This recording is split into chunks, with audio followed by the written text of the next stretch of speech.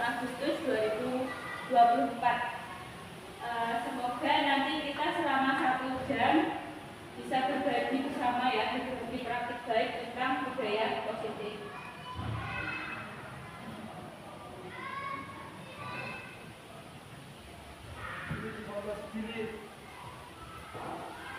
Nah, Bapak Ibu semuanya, di sini kita akan sedikit belajar kembali tentang budaya positif ya.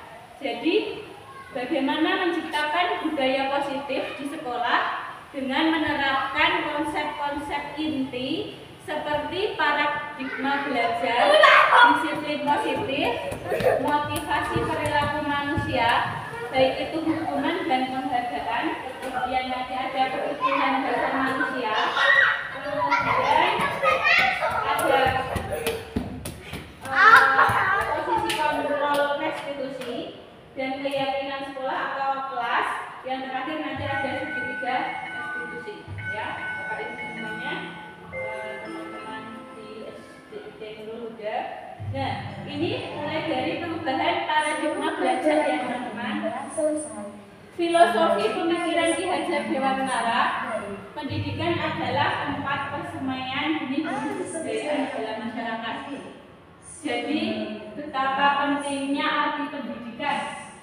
Pendidikan itu tempat persemaian benih-benih kebudayaan. Kita ada 3 budaya, budaya sholat, ramah, dan budaya sholat, kemudian budaya Quran, yang terakhir budaya. Nah, jadi 3 budaya itu akan menjadi tempat persemaian kita. Bagaimana menanamkan budaya sholat, budaya cinta Quran, budaya ramah. Insya Allah dengan kita ngajak ke sekolah nanti akan dibawa oleh anak-anak kita ke dalam masyarakat. Gitu ya. Kemudian tujuan pendidikannya menurut Ki Hajar Dewantara, tujuan pendidikan kita sebagai pendidik itu untuk menuntun segala kodrat yang ada pada anak-anak agar mereka mencapai keselamatan dan kebahagiaan yang setinggi-tingginya, baik sebagai anggota sebagai manusia individu maupun sebagai anggota masyarakat ya. Jadi sebelumnya saya itu ketika di kelas itu anak itu harus seperti apa yang kita inginkan. Anak menulis, anak mengerjakan soal, kemudian anak menurut kita stay di tempat duduk dan lain sebagainya. Nah, ternyata apa? Ternyata tujuan pendidikan menurut Ki Hajar Dewantara itu apa? Untuk menuntun segala kodrat yang ada pada anak. Jadi tugas kita hanya menuntun. Suatu kutipan itu yang benar-benar saya ingat bahwa pendidik itu diibaratkan sebagai tukang kebun. Kita itu pekebun. Jadi murid-murid kita itu ada yang jadi jagung, ada yang jadi kedelai, misalkan Pak Joko nanti jadi kacang tanah, Bu Setiara jadi kacang yang lainnya, kedelai. Nah, padi, Bu ini jadi padi dan lain sebagainya. Anak-anak kita itu adalah tadi benih-benih. Biar jagung, Bu Setiara ini biarkanlah tumbuh menjadi jagung. Kemudian Pak Azhar biarkanlah menjadi kacang kedelai, Pak Joko biarkanlah tumbuh menjadi kacang tanah, misalkan seperti itu. Apa maksudnya? Maksudnya kita itu menuntun. Jadi nggak mungkin Pak Azhar yang benih kacang kedelai minta tumbuh seperti jagung. Artinya bagaimana? Misalkan saya ada Mas Arifin ya memang kinestetiknya itu geraknya Masya Allah, yang kadang-kadang kita Allah, anaknya luar biasa. Itu tidak mungkin seanteng Mas Astama. Begitu juga misalkan Mas Astama yang antara kemudian dia punya keahlian di membuat kopi, diminta untuk bermain bola seperti Asa, itu bagi kita tidak menuntun ya, kurang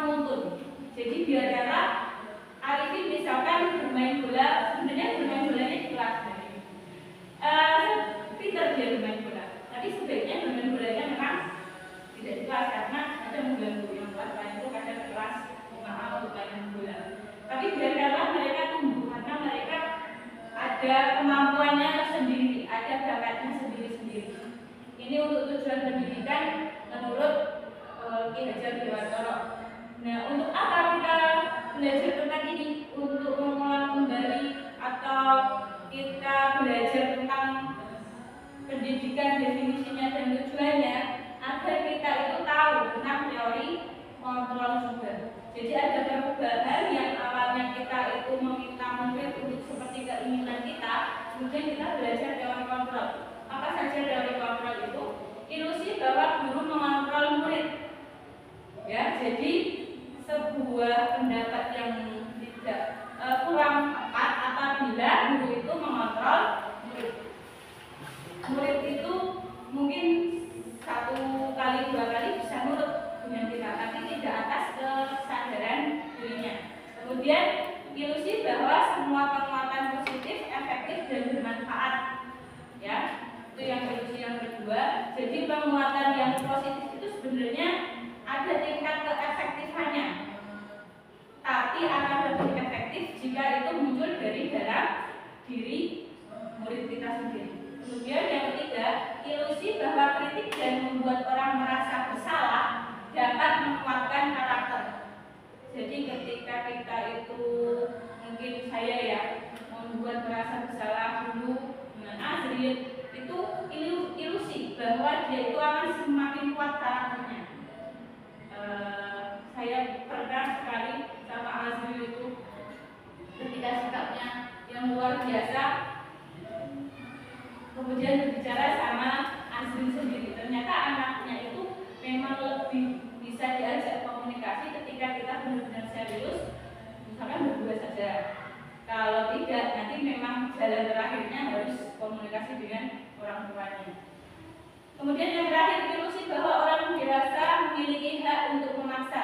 Karena kita sebagai murid, sebagai guru, kemudian murid kita usianya lebih kurang dari kita lebih dewasa, terus kita sebagai orang dewasa mengontrol, itu sebuah ilusi.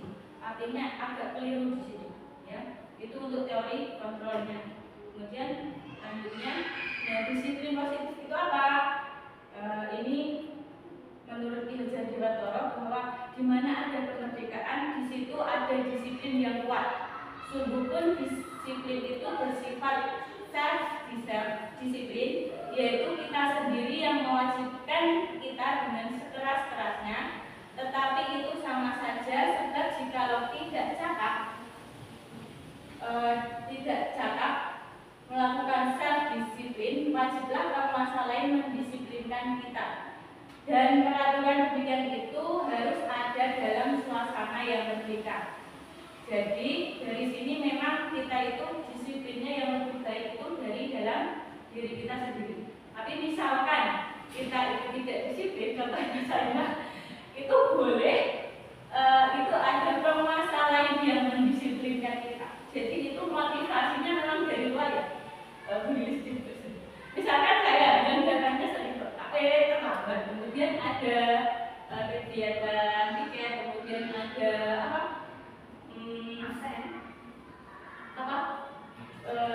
yang absensi, itu memang itu ada permasalahan.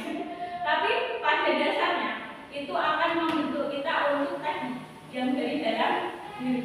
Sebaiknya memang muncul dari dalam diri, tapi jika disiplin itu tidak bisa muncul dari dalam diri, kita butuh orang lain untuk mendisiplinkan diri kita. Ya, ini untuk menurut Ki Hajar Dewantara. Kemudian yang kedua, Diana dosen dalam bukunya Restructuring School menyatakan bahwa arti dari kata disiplin berasal dari bahasa Latin disciplina, yang artinya belajar. Disiplin diri dapat membuat seseorang menggali potensinya menuju kepada sebuah tujuan, sesuatu yang dihargai dan bermakna. Dengan kata lain, disiplin juga mempelajari bagaimana cara kita mengontrol diri dan bagaimana menguasai diri untuk memilih tindakan yang mengacu pada nilai-nilai yang kita hargai. Itu ya, ini menurut Diane dan dosen. Jadi disiplin itu malah belajar. Di sini disiplin itu belajar untuk menggali potensi kita mencapai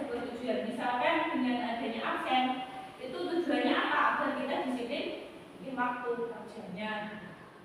Nah, sebagai pendidik, tujuan kita adalah menciptakan anak-anak yang memiliki disiplin diri sehingga mereka bisa berperilaku dengan mengacu pada nilai-nilai kebajikan universal dan memiliki motivasi intrinsik bukan ekstrinsik.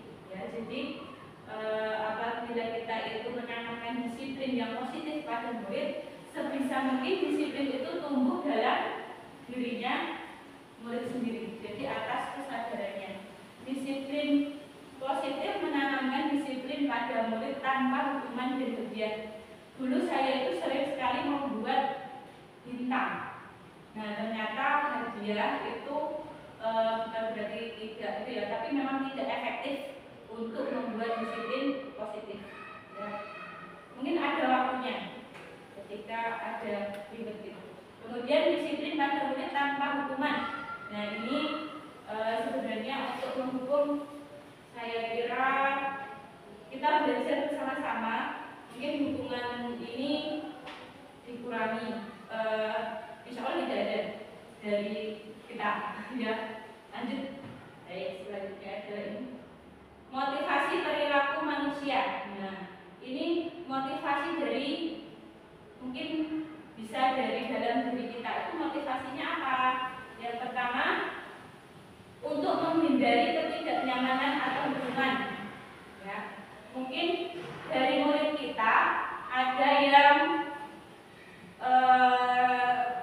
tertib itu karena tidak mau mendapat hukuman atau tidak mau dalam zona tidak nyaman, misalkan tidak mau diajak sama temannya dan lain sebagainya.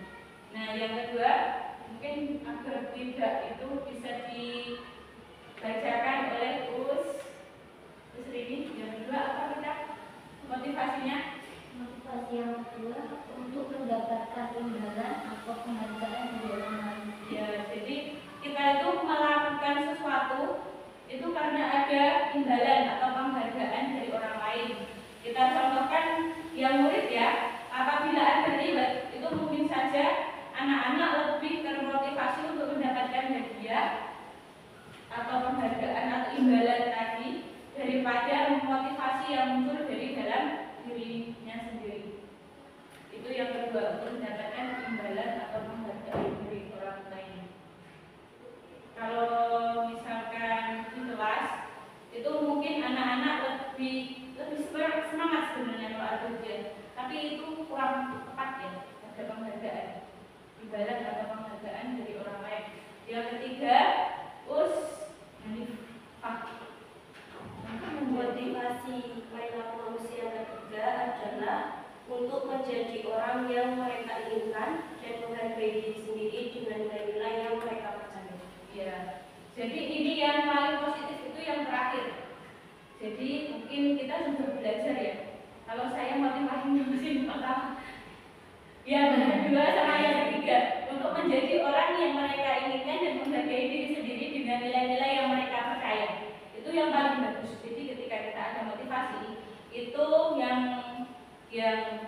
yang benar-benar intrinsik dari dalam dirinya dan positif itu untuk menjadi orang yang mereka inginkan. Saya itu mau menjadi apa? Mau misalkan di sekolah, apakah mau menjadi murid yang tertib ataukah sebaliknya, dan menghargai diri sendiri dengan nilai-nilai yang mereka percaya. Kemarin itu banyak sekali nilai-nilai ya, mulai dari nilai toleransi, kemudian saling menyayangi dan masih banyak lagi. Nah, kita itu percaya tentang nilai-nilai apa? Misalkan kalau di kelas anak diminta untuk misalkan mengerjakan tugas tepat waktu. Nah, nilainya apa? Misalkan nilai tanggung jawab. Jadi kita benar-benar memunculkan nilai itu pada anak. Anak juga tahu, oh saya harus mengerjakan karena ini tugas tanggung jawab saya. Itu ya. Ini yang motivasi perilaku dari manusia. Jadi ini urutannya ya, yang agak bawah, sedang, sama terakhir. Ya. Nah, ini kebutuhan dasar manusia. Siapapun itu, kita sebagai pendidik atau murid, kebutuhan dasarnya ada ini. Kita butuh bertahan hidup, yang pertama itu. Yang kedua, kita butuh kasih sayang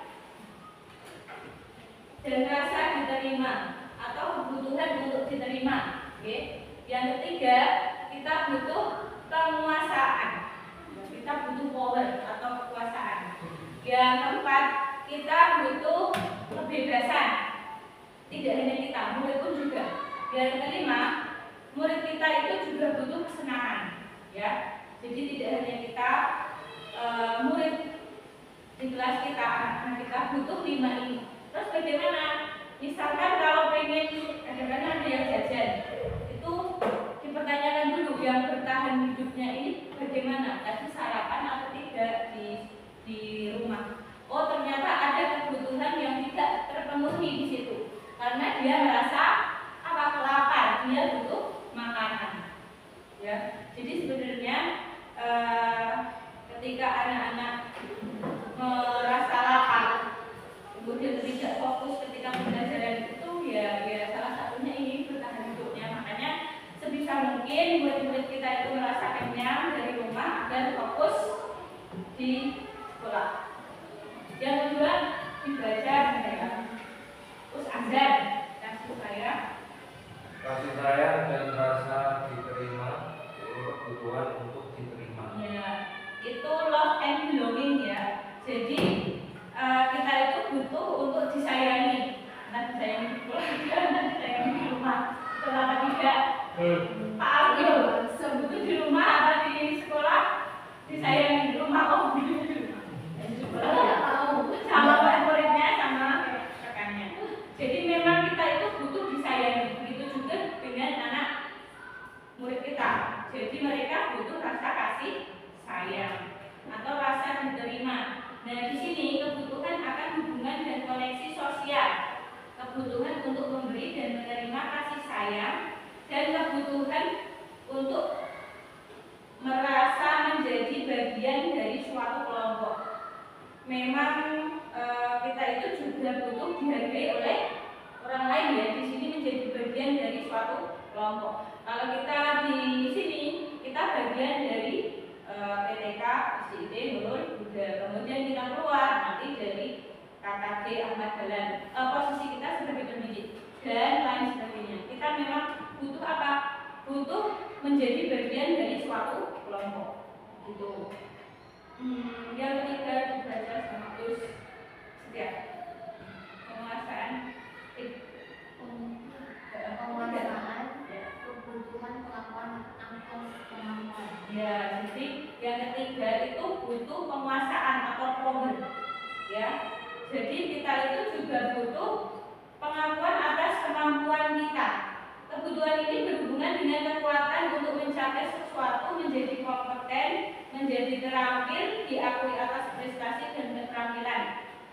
Di kelas sebenarnya mungkin ada anak yang cuek, ada anak yang kadang tidak dia pintar atau pandai, itu tidak butuh diakui, tapi pada dasarnya memang ada kebutuhan untuk itu. Jadi kita mengapresiasi, misalkan kalau di kelas saya misalkan Ilyas. Nah, Ilyas itu sebenarnya anaknya pandai, tapi kadang kurang fokus, jadi ada hal-hal yang tidak sesuai dengan harapan gitu. Kita beri motivasi, misalkan Ilyas, ketika kamu ini sudah bisa tadi perkalian, Masya Allah, perkalian di kelas 5 itu ribuan dengan puluhan, ya baik, itu lumayan. Nah, ada yang selisih sedikit, nggak apa-apa, yang penting ini udah bisa. Kita akui dulu apa prestasinya. Prestasi itu nggak harus dia mendapat piala ya, dia bisa melakukan sesuatu itu prestasi. Jadi kita akui atas prestasi kecil apapun anak murid kita. Bisa perkalian 1 kali 5 terus menjawab benar, kita hindarkan. Kita beri pengakuan. Yang keempat rilis dibaca kebebasan atau kebutuhan akan pilihan.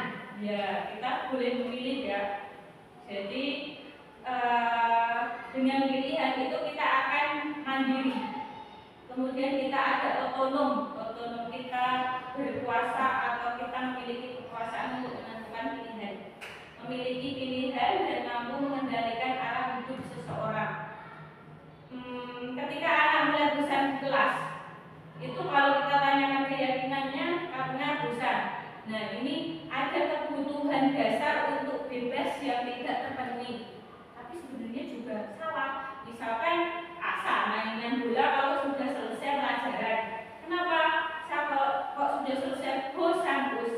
Itu kan sebenarnya ya harus sesuai tempatnya. Iya, tidak sesuai dengan tempatnya. Kemudian ya ada kebutuhannya tidak terpenuhi tadi tentang kebebasan. Mungkin dia pengen bermain dari keluar kelas atau yang lainnya, tapi ya itu tadi kebebasan itu bagaimana sebagai pemakna mungkin agar tidak mengganggu yang lainnya. Misalkan kalau bermain bola di kelas itu kan mengganggu kan. Yang kelima itu kebutuhan akan kesenangan atau fun ya. Kebutuhan untuk merasa senang. Kebutuhan akan kesenangan adalah kebutuhan untuk mencari kesenangan, bermain dan tertawa. Yang butuh kesenangan tidak dipungkiri, tidak hanya murid kita yang butuh kesenangan ya. Kita pun juga butuh kesenangan. Terus juga butuh kesenangan ya.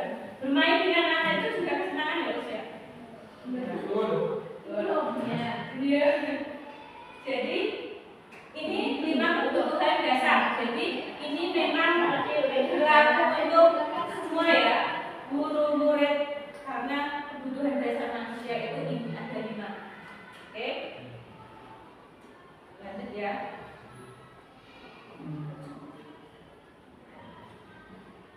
Kemudian ini ada posisi kontrol restitusi.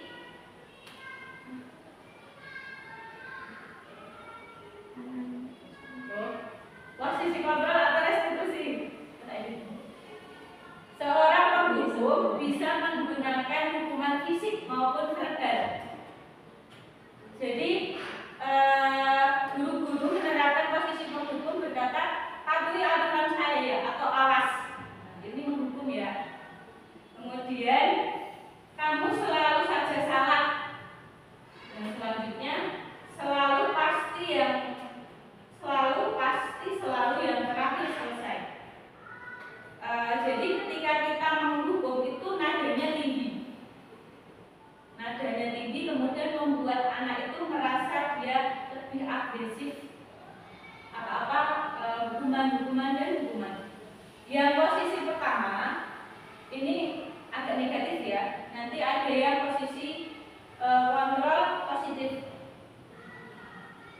Sebaiknya yang posisi penghukum ini memang tidak kita lakukan karena tidak membentuk budaya yang positif. Ini itu kan sebenarnya ya harus sesuai tempatnya. Iya, tidak sesuai dengan tempatnya. Kemudian ya ada kebutuhannya tidak terpenuhi tadi tentang kebebasan. Mungkin dia pengen bermain dari keluar kelas atau yang lainnya, tapi ya itu tadi kebebasan itu bagaimana sebagai pemakna mungkin agar tidak mengganggu yang lainnya. Misalkan kalau bermain bola di kelas itu kan mengganggu kan. Yang kelima itu kebutuhan akan kesenangan atau fun ya. Kebutuhan untuk merasa senang. Kebutuhan akan kesenangan adalah kebutuhan untuk mencari kesenangan, bermain dan tertawa. Yang butuh kesenangan tidak dipungkiri, tidak hanya murid kita yang butuh kesenangan ya. Kita pun juga butuh kesenangan. Terus juga butuh kesenangan ya. Bermain dengan anak itu juga kesenangan ya, Mas ya. Belum ya. Iya. Jadi ini 5 kebutuhan dasar. Jadi ini memang berlaku untuk semua ya, guru, murid, karena kebutuhan dasar manusia itu ini ada 5. Oke, lanjut ya.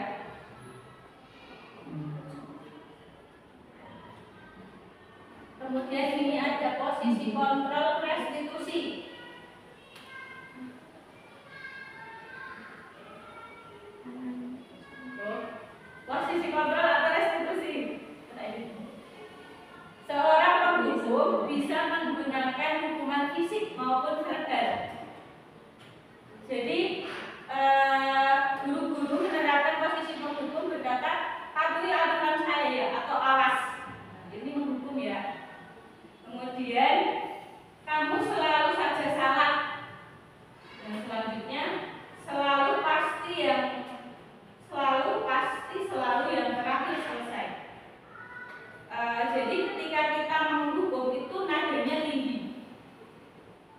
nadanya tinggi, kemudian membuat anak itu merasa dia lebih agresif,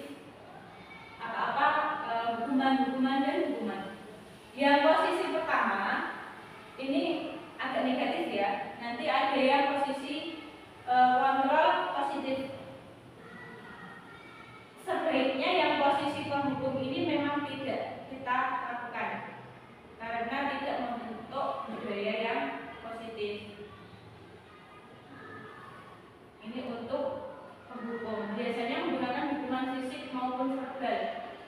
Misalkan kita menemui anak yang tidak mengerjakan PR, kemudian memintanya untuk membersihkan kamar mandi.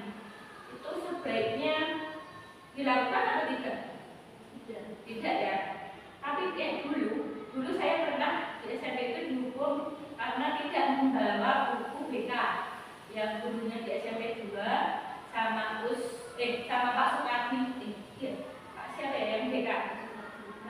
Itu dihukum untuk membersihkan, gimana ya Mas Andri ya? Dihukum untuk membersihkan kamar mandi yang paling selatan itu karena tidak membawa buku LKS BK. Saya dulu kayaknya teringat. Jadi penghukum itu biarkanlah dulu. Untuk sekarang sebaiknya tidak menghukum baik itu kata-kata maupun fisik. Itu ya. Yang kedua, membuat rasa bersalah. Pada posisi ini biasanya guru akan bersuara lebih lembut. Membuat rasa bersalah akan menggunakan keheningan yang membuat orang lain merasa tidak nyaman, bersalah atau rendah diri. Kata-kata yang keluar dengan lembut akan seperti gini, ibu sangat kecewa sekali dengan kamu.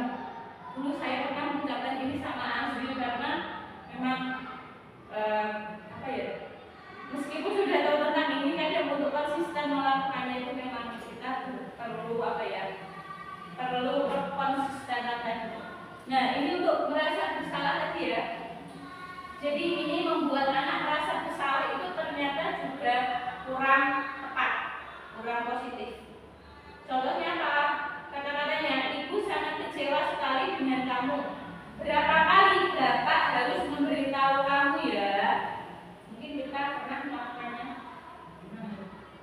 Ya, itu kadang refleks saja. Sebenarnya kita juga, ini yang baik, kita maksudnya baik.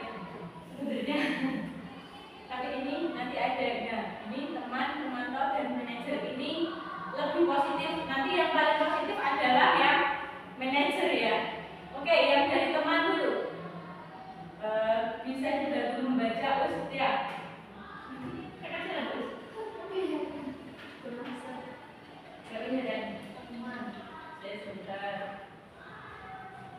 Teman. Misalkan gimana ya Pak? Tidak tahu.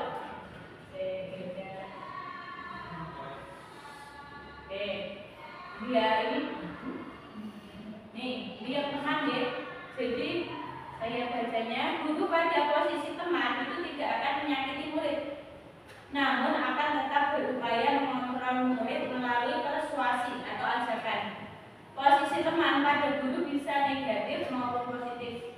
Posisi di sini berupa hubungan baik yang terjalin antara guru dan murid. Guru di posisi teman menggunakan hubungan baik dan humor untuk mempengaruhi seseorang. Mereka akan berkata, ayo bantulah demi bapak ya. Ayo ingat tidak bantuan bapak selama ini. Ayo ingat tidak bantuan bapak selama ini. Kata-katanya memang lebih ke kita itu mengajak ketika bersama teman kita sendiri. Negatifnya apa? Kalau kita dengan murid itu terlalu dekat, itu nanti kita malah agak kesulitan ketika mendisiplinkan tadi, disiplin positif dan menanamkan disiplin positif. Jadi memang ada posisi positifnya dan negatifnya kalau menjadi teman. Mungkin saya lebih ke teman kalau sama anak-anak. Yang ini lanjut ke keempat ya, posisinya pemantau. Posisi pemantau itu berdasarkan peraturan dan konsekuensi. Jadi gurunya ini hafal betul peraturan sekolah. Tidak memakai kaos kaki berarti peraturannya ini itu pemantau ya. Jadi memang didasarkan pada peraturan dan konsekuensinya. Ditanyai, misalkan bagaimana pertanyaannya, peraturannya apa? Coba di sekolah kita itu peraturannya apa? Kenapa kamu seragamnya olahraga kok malah pakai kaos? Misalkan bukan yang olahraga. Itu peraturannya bagaimana? Itu bisa menjadi pemantau juga. Kemudian apa yang telah kamu lakukan? Kemudian langsung bertanya, sanksi atau konsekuensinya apa? Kita bertanya kepada murid. Yang intinya kalau memantau itu benar-benar berdasarkan peraturan. Yang terakhir itu adalah posisi manajer. Okay. Jadi kita bersama-sama untuk menjadi posisi kontrol yang positif yang manajer ini.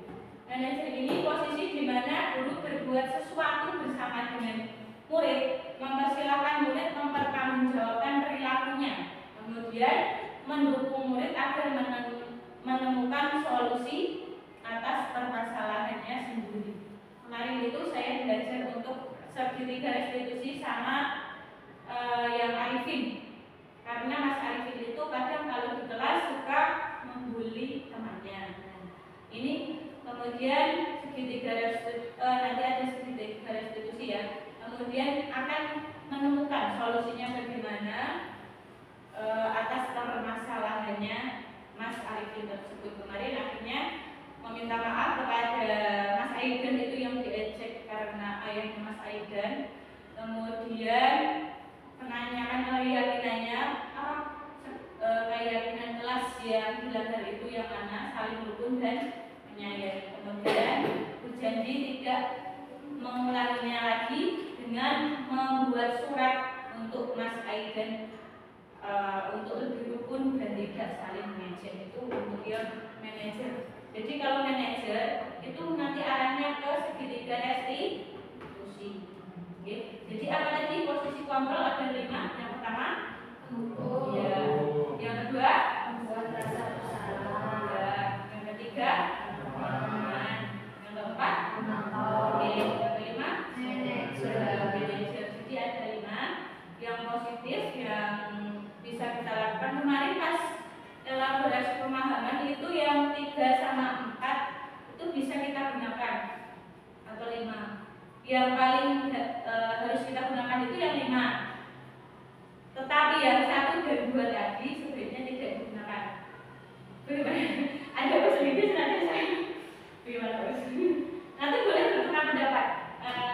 Mungkin ada yang kita baik Mas Lidis tentang ini. Yang 1 dan 2 kemarin emang benar boleh apa? Tidak boleh. Yang 1 dan 2 boleh, tidak boleh karena itu kan menjatuhkan mental anak. Iya. Secara tidak langsung menjatuhkan mental anak. Mungkin anak apa ya? Ya kalau sudah dimarahi ya udah, hukum ya udah. Tapi nanti kalau dewasa kalau ketemu aku dulu pernah dihukum sama Bu Lili seperti ini. Nah itu nggak boleh. Dan kalau untuk yang nomor 3 itu boleh dilakukan, tetapi juga kita apa ya? Kalau untuk anak SD kalau sebagai teman nanti tertutup. Nah kalau kita nanti untuk ke SMP kan tidak baik. Kalau pemantau boleh, tetapi ya gimana ya? Nanti anaknya jadi kok tulis kok apal peraturan ya berarti terlalu apa ya, terlalu saklek banget untuk terhadap anak. Jadi memang yang paling benar itu memang posisi manajer. Jadi anak itu selain bertanggung jawab, mereka itu juga bisa apa menghormati guru, karena selama ini anak itu kalau dekat dengan kita, mereka itu menganggap kita sebagai teman. Ada gelindoti, ada kesopanannya kurang. Nah itu dengan posisi manajer mungkin anak bisa bertanggung jawab dan juga bisa menghormati. Nah itu tadi tambahan dari Us Lilis ya.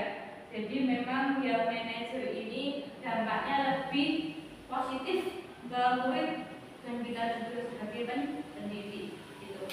Lanjut ini keyakinan kelas atau sekolah. Saya kira untuk keyakinan kelas atau sekolah semua sudah membuat keyakinan kelas ketika awal masuk tahun ajaran baru ya. Nah, ternyata keyakinan kelas itu berbeda sama peraturan, ya. eh, ini ada tahapan untuk membuat keyakinan kelas, tapi bisa berbeda. Ini gambaran umum saja. Yang pertama, mempersilahkan warga sekolah atau murid sekolah atau kelas untuk bercurah pendapat tentang peraturan yang perlu disepakati di sekolah atau kelas. Karena kita lingkupnya kelas dulu ya, jadi dari peraturan sekolah itu ditarik lagi menjadi keyakinan kelas. Misalkan ada peraturan untuk berseragam dari Senin Selasa, misalkan merah putih, Rabu Kamis seragam hari atau seragam bola hijau, dan Jumat Pramuka, itu ditarik lagi ke keyakinan kelas. Nanti yang kalimatnya itu lebih mudah diterima oleh murid ya. Misalkan berseragam sesuai jadwal, itu loh. Ya, kita membuat keyakinan kelas seperti itu. Nah, yang selanjutnya, mencatat semua masukan-masukan para murid atau warga sekolah di papan tulis atau di kertas besar, di mana semua anggota kelas atau warga sekolah melihat hasil curah pendapat. Kemarin itu pas di loka itu diminta setiap guru itu membuat satu peraturan. Baru dari peraturan itu nanti ditempel, kemudian dibuat keyakinan kelas. Itu sudah kita ketahui bersama bahwa kalimatnya bentuknya positif ya. Jadi menghindari kata jangan, menghindari kata tidak, menghindari misalkan jangan berteriak, berarti tenang di kelas ataupun tertib di dalam kelas. Yang penting jangan atau tidaknya bisa mungkin dihilangkan. Kemudian tinjau kembali daftar curah pendapat yang sudah dicatat. Nah, setelah dicatat itu ditinjau, ini yang baik mana, yang diperbaiki lagi mana. Kemudian tinjau ulang keyakinan sekolah atau kelas secara bersama-sama. Yang selanjutnya, setelah keyakinan sekolah selesai dibuat, maka semua warga kelas ini dalam murid kita itu dipersilakan meninjau ulang atau menyetujuinya dengan menandatangani keyakinan sekolah atau kelas tersebut, termasuk guru dan semua warga murid. Ini mau tanda tangan juga boleh, mau tidak juga boleh. Oke. Kalau ngantuk,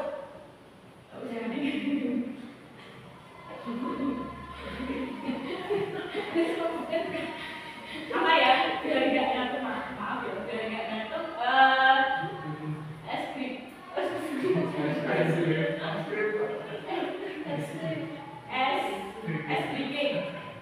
Briefingnya yang biasa aja. Ini dari nggak ada Pak Musbah. Yang blank itu lab, 3 lab, 4 lab, 5 lab. Ini ya udah. Oke, lanjut. Keyakinan sekolah atau kelas selanjutnya bisa didekatkan, bisa dilekatkan di dinding kelas atau di tempat yang mudah dilihat semua warga kelas. Jadi boleh ditempelkan di mana itu bisa terlihat oleh semua warga kelas, ya, semua murid dan kita. Yang selanjutnya adalah segitiga restitusi. Nah, ini tahapan. Kalau kita tadi sebagai manajer, ini hubungannya dengan ini. Kita bisa menjadi manajer yang baik dengan menerapkan segitiga restitusi. Yang pertama, stabilkan identitas. Bagian dasar dari segitiga bertujuan untuk mengubah identitas anak dari orang yang gagal karena melakukan kesalahan menjadi anak yang sukses. Misalkan kata-katanya, berbuat salah itu tidak apa-apa, manusiawi, ya. Kemudian yang nomor 2, validasi tindakan yang salah, ya. Menurut teori kontrol, semua tindakan manusia itu baik atau buruk itu pasti ada tujuannya. Misalkan anak-anak bermain di kelas itu pasti juga ada tujuannya. Tadi mencari kebebasan atau mencari kesenangan dan lain sebagainya. Kemudian yang ketiga itu menanyakan keyakinan.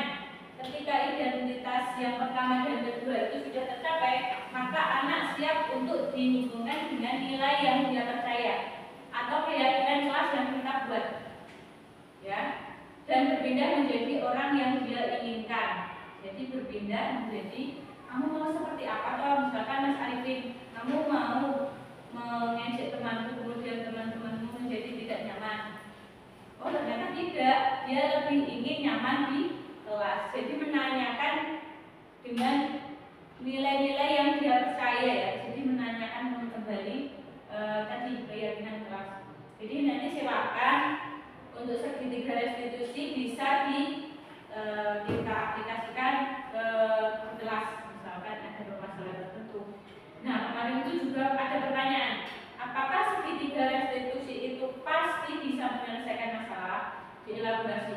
Itu ketika masih di lingkup sekolah dan bukan permasalahan yang berat itu insya Allah bisa. Tapi jika itu misalkan kemarin itu yang SMP sama yang SMA itu bertanya tentang misalkan anak yang mungkin SMP itu tindakan pencurian atau yang lebih berat itu memang kewenangannya sudah tidak di sekolah, tapi dibawa ke ranah hukum. Meskipun nanti di misalkan ini ranah hukumnya atau polisi itu ya. Kalau kita mungkin insya Allah masih sebatas anak, jadi untuk yang permasalahan ketika sudah dewasa itu tidak ada. Kemarin ada yang tanya apakah semua permasalahan itu bisa diselesaikan dengan restitusi. Ketika itu masih dalam lingkup sekolah itu bisa, tidak jangan berat. Nah kemarin ada yang itu yang tentang pencurian itu di SMP kalau nggak salah SMA. Oh berarti itu kewenangannya beralih ke tadi misalkan yang berwenang atau polisi. Ini untuk segitiga restitusi ya. Jadi silakan mungkin berbagi apa ya. Memang ini sebenarnya bagus sekali untuk diterapkan kalau benar-benar kita konsekuen untuk melaksanakannya.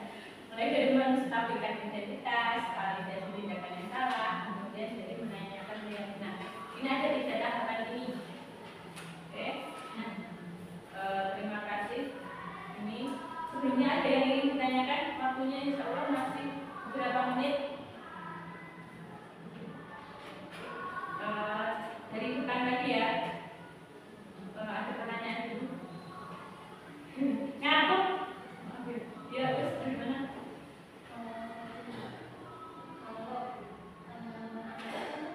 Ya.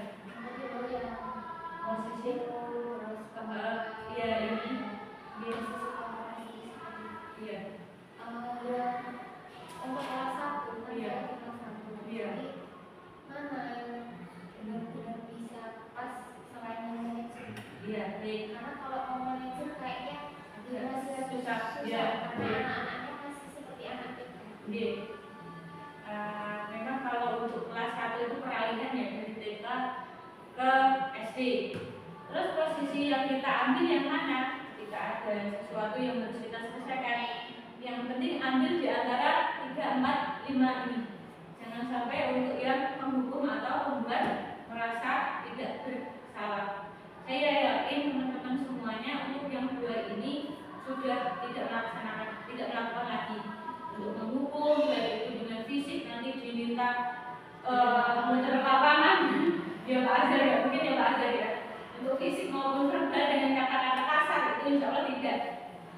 Untuk menghukum, membuat merasa bersalah ini mungkin refleks ya. Kok seperti ini kalau ibu sangat kecewa dengan dirimu.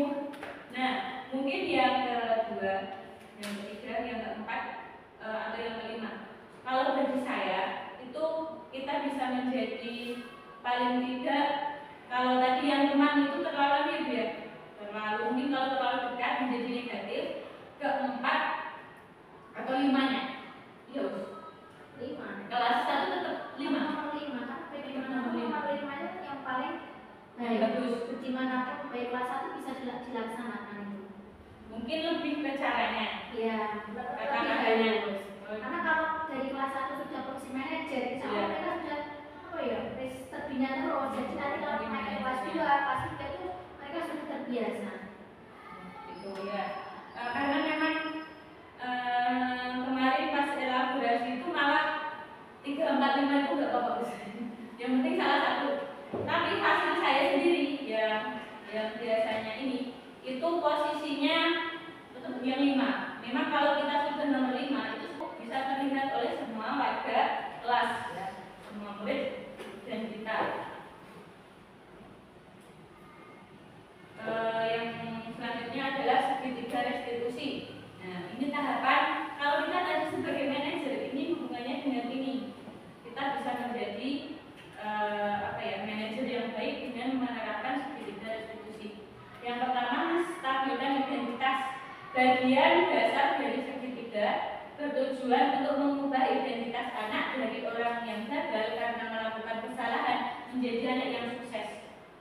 Misalkan kata-katanya berbuat salah itu tidak apa-apa, manusiawi, ya. Kemudian yang nomor 2, validasi tindakan yang salah, ya. Menurut teori kontrol, semua tindakan manusia itu baik atau buruk itu pasti ada tujuannya. Misalkan anak-anak bermain di kelas itu pasti juga ada tujuannya. Tadi mencari kebebasan atau mencari kesenangan dan lain sebagainya. Kemudian yang ketiga itu menanyakan keyakinan. Ketika identitas yang pertama dan kedua itu sudah tercapai, maka anak siap untuk dihubungkan dengan nilai yang dia percaya atau keyakinan kelas yang kita buat, ya, dan berpindah menjadi orang yang dia inginkan. Jadi berpindah menjadi kamu mau seperti apa? Atau misalkan Mas Arifin, kamu mau mengejek temanmu, kemudian teman-temanmu menjadi tidak nyaman.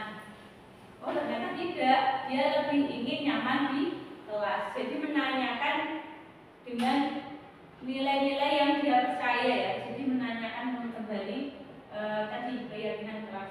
Jadi nanti silakan untuk segitiga restitusi bisa kita aplikasikan ke kelas, misalkan ada permasalahan tertentu. Nah kemarin itu juga ada pertanyaan, apakah segitiga restitusi itu pasti bisa menyelesaikan masalah di elaborasi? Itu ketika masih di lingkup sekolah dan bukan permasalahan yang berat itu insya Allah bisa.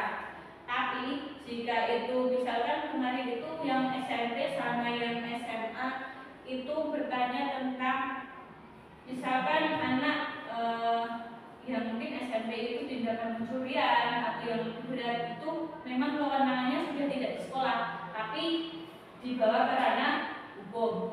Meskipun nanti di misalkan ini ranah hukumnya kantor polisi itu ya. Kalau kita mungkin insya Allah masih sebatas anak, jadi untuk yang permasalahan ketika sudah dewasa itu tidak ada.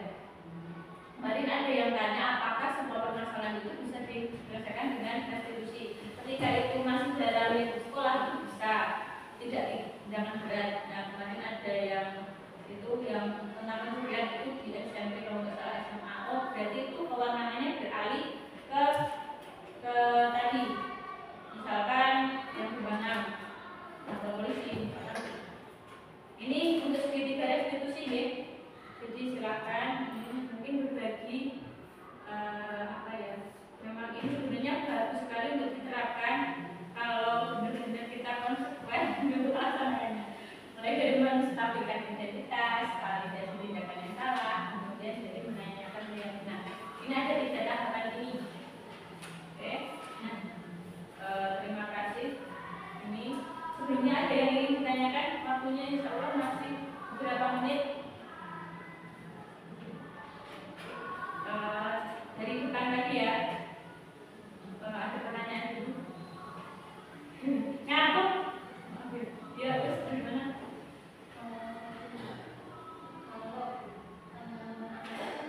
Ya. Posisi iya ini. Iya. Untuk kelas 1 Iya. Iya. Mana yang benar-benar bisa pas selain yang manajer? Iya, baik. Karena kalau manajer kayak ya, karena anak-anaknya masih seperti anak kita. Oke. Memang kalau untuk kelas 1 itu peralihan ya dari TK ke SD. Terus posisi yang kita ambil yang mana? Ketika ada sesuatu yang harus kita selesaikan, yang penting ambil di antara 3, 4, 5 ini. Jangan sampai untuk yang menghukum atau membuat merasa tidak bersalah. Saya yakin teman-teman semuanya untuk yang 2 ini sudah tidak melakukan lagi. Untuk menghukum, baik itu dengan fisik, nanti diminta muter lapangan. Ya Pak Azhar ya, mungkin ya Pak Azhar ya. Untuk fisik maupun verbal dengan kata-kata kasar itu insya Allah tidak. Untuk menghukum, membuat merasa bersalah ini mungkin refleks ya. Kok seperti ini kalau ibu sangat kecewa dengan dirimu. Nah, mungkin yang kedua, yang ketiga, yang keempat, atau yang kelima. Kalau bagi saya itu kita bisa menjadi paling tidak, kalau tadi yang teman itu terlalu ya, terlalu mungkin kalau terlalu dekat menjadi negatif.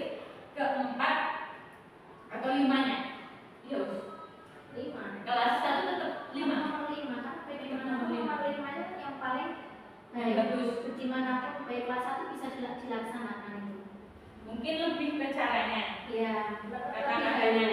karena kalau dari kelas 1 sudah posisi manajer, insya Allah mereka sudah terbina terus. Jadi nanti kalau naik kelas 2, kelas 3 itu mereka sudah terbiasa. Gitu ya. Karena memang kemarin pas elaborasi itu malah 3, 4, 5 itu nggak bagus. Yang penting salah satu. Tapi hasil saya sendiri yang biasanya ini itu posisinya tetap yang 5. Memang kalau kita sudah nomor 5 itu sebaiknya jangan turun jadi teman atau jadi pemantau. Kita tetap nomor 5. Ya mungkin lebih pengolahan kata kita, cara kita untuk menyampaikan yang intinya. Mungkin dari kelima posisi itu kita itu yang terpenting, yang paling utama itu menjadi manajer dulu. Iya Bu. Saya bicara begini nggak pakai uang. Ya manajer ya. Jadi posisi tetap posisi manajer mungkin dengan caranya ya. Mungkin tidak terlalu dekat atau tidak terlalu saklek dengan aturan gitu ya. Jadi, sebenarnya manajer itu enak, kita itu malah bisa menjadi apa ya, benar-benar bisa memahami anak kita. Maaf ya, ini oh ya, ini lanjut ya. Selain dari usia, Mungkin ini kayak bertanya, kalau seperti ini itu masuk ke yang mana?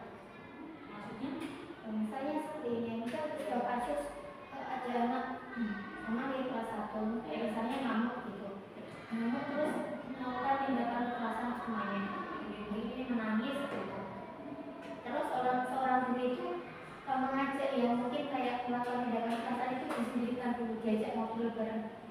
Terus ada bahasanya seperti ini itu masuk ke yang mana gitu. Misalnya kayak saya sampaikan ini ke anak, Mas coba tenangkan dulu kamu, coba kamu diam dulu, coba kamu tenang dulu, kamu itu kenapa?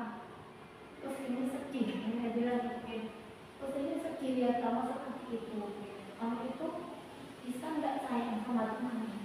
Bisa nggak kamu itu sayang sama temannya, sayang terus enggak ngamuk kayak gitu, bisa nggak kayak gitu? Terus saya bilang kayak gitu, terus saya gini, boleh nggak aku sering gitu minta tolong? Dan itu harus sering menjaga kelas ini biar nggak rame, biar nggak berantem, bisa nggak? Boleh aku sering minta tolong, Mas. Kamu bisa jadi anak baik, kamu bisa jadi anak solid, bisa, bisa. Janji, nah itu masuk ke bagian mana gitu? itu ada ketemu solusi bareng nggak setelah itu? Misalkan dari anak itu menemukan ketika diajak diskusi itu sama anak, solusinya ketika marah-marah itu anak ya sebenarnya anak kelas 1 dikasih kita apa ya, kita beri stimulus kamu sangat untuk menemukan sendiri penyelesaiannya itu. Misalkan ketika kamu marah-marah seperti ini, itu dampaknya apa gitu? Bisa Dan itu efeknya kamu marah-marah, menangis, ini kayak gitu kan. Terus katanya muslimin. Nggih. Iya, Us. Iya, Us. Beneran. Janji kamu kasihan nggak sama tadi? Saya melas ya. Kamu kasihan nggak sama muslimin? Sehari tadi kamu sudah ngomong berapa kali, sudah membuat kamu nangis berapa kali? Kasihan nggak sama muslimin? Ya sebenarnya Sama-sama ya nonton bantu ada kata-kata yang mungkin karena kita benar-benar apa ya, saya juga dulu pernah di posisi dunia rasa aku itu refleks dari kita, tapi memang ketika kita itu manage yang ini yang kelima itu kan bisa mungkin kita itu juga menjaga hatinya anak ketika kita mengungkapkan hal yang tadi itu seperti ke membuat dia merasa bersalahnya. Mungkin lebih kata-katanya lebih diperhalus dan lebih juga sebenarnya yang dimanage ini ada beberapa kata-kata yang digunakan. Misalkan nanti di sini kita diskusi itu juga ada. Nanti kita kalau ada lain beberapa cara yang cara tak sendirikan juga gitu, tak sendirikan terus tak tanya kamu anak baik kok? Iya, aku anak baik. Berarti besok lagi marahnya juga lagi ya. Jangan marah lagi. Kamu kan nggak mau dibilang anak nggak sayang teman atau anak yang nggak mau. Berarti kamu baik kan? Iya, aku baik. Berarti besok bisa lebih baik lagi ya. Nah itu masuk yang mana? Itu bisa karena masuk ke manajer juga. Bagaimana masuk ke menurut saya keselingkuh tadi keputusan nomor 2 untuk merasa bersalah. Untuk merasa bersalah tadi yang kamu ada kasihan sama aku ini. Apa kamu kasihan sama yang pertama terus yang pertama. Nah itu kan ada proses lagi, ada sebuah berjejer lagi, jajar mana ya gitu. Dan coba berbagai macam cara gitu. Nah cara yang kedua tanya, Mas kamu anak baik kok? Iya, saya anak baik lagi. Bisa lebih baik lagi kan, nggak marah-marah lagi kan, kayak gitu. Itu yang mana kayak gitu, apa yang saya yang merasa bersalah gitu ya. Mas sekarang dengan menekan apa adalah baik gitu ya. Jadi sering tanya gitu ya, apa itu kurang baik gitu. Jadi mungkin apa kalimatnya saja ya diganti. Karena nanti anaknya jadi melas. Kamu kok disalahkan wae kok. Atau kan caranya nanti coba nak kesepakatan kelas apa? Kesepakatan kelas kita apa? Coba nomor berapa kalau bertemu sama teman membuli temannya nomor berapa? Aku melanggar yang nomor berapa? Sebaiknya kamu bagaimana? Nah, jadi tanyakan tulis maksud. Sebaiknya kamu jadi kan ada tuh posisinya di manajer. Kalau tadi yang posisinya apa yang nomor 2 yang membuat rasa kesalahan. Iya, jadi tinggalkan lagi aja kesepakatan kelas kita apa? Nah, kalau melanggar itu bagaimana? Seharusnya kamu di kelas ini bagaimana? Jadi memang untuk posisi bisa berubah. Iya, kondisi anak yang masya Allah iya terus saja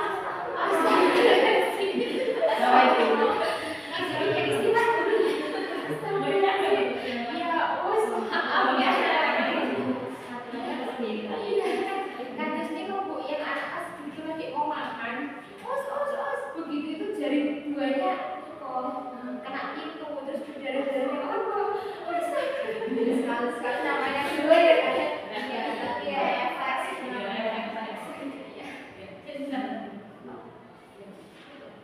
sambil menunggu ya, memang kalau untuk posisi ini bisa berbeda-beda ya usia. Misalkan dari membuat rasa bersalah atau kita menuju ke manajer itu bisa. Yang penting ketika udah berjanji, kita udah baik, kita tahu segitiga restitusi, kita pertahankan di posisi itu. Nanti ya.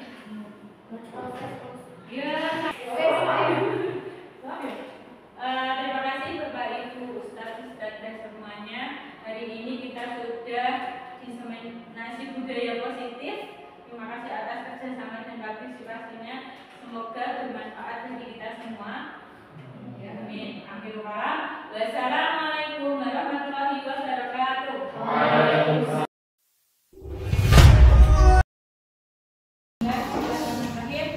Assalamualaikum warahmatullahi wabarakatuh.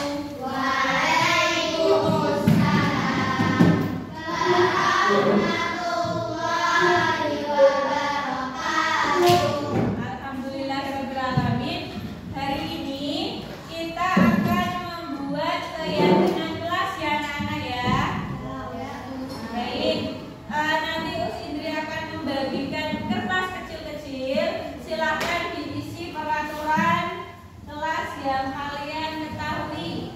Diusahakan berbeda sama temennya peraturannya. Kita peraturannya banyak loh di sekolah, di kelas kita. Nah, nanti silahkan diisi masing-masing berbeda sama temennya.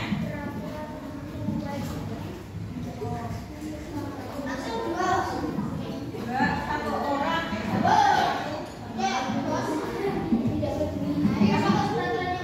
Peraturannya satu aja. Nah, sudah. Kalau sudah, silakan dari kelompoknya Mas Ilyas ditempelkan di sini. Tempelkan di depan. Oke, silakan kelompoknya Mas Ilyas.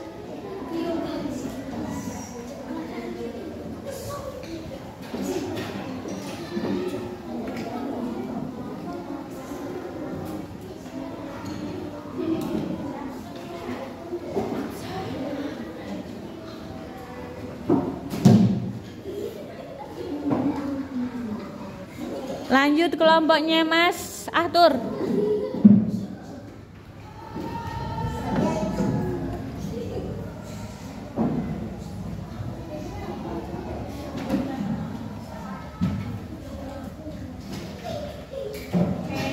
Kelompoknya Mas Mati.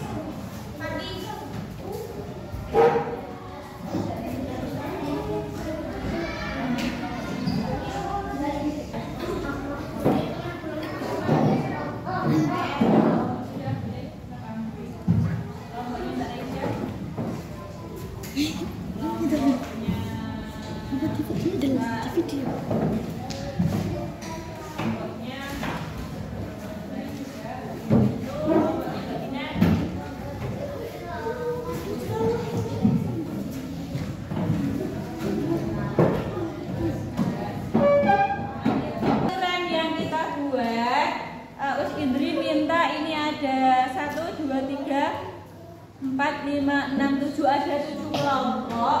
Mulai dari kelompoknya Mas Ilyas, dibaca yang pertama. Boleh perwakilannya, silakan. Siapa yang mau dipanggil?